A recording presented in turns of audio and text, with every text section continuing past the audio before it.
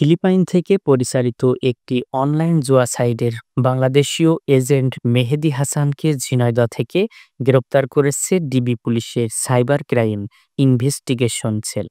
রোববার রাতে ঝিনাইদহ সদর উপজেলার মুরারীদহ গ্রাম থেকে তাকে আটক করা হয়। উদ্ধার করা হয় জুয়ার কাজে ব্যবহৃত ল্যাপটপ ও মোবাইল ফোন।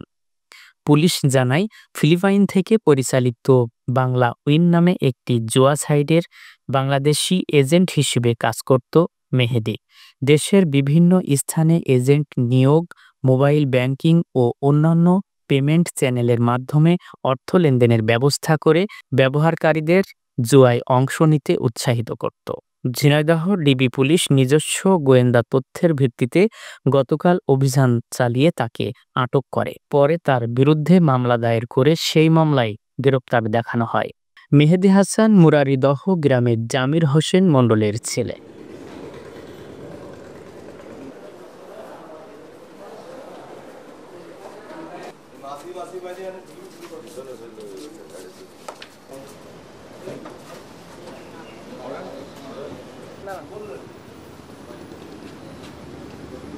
রাতে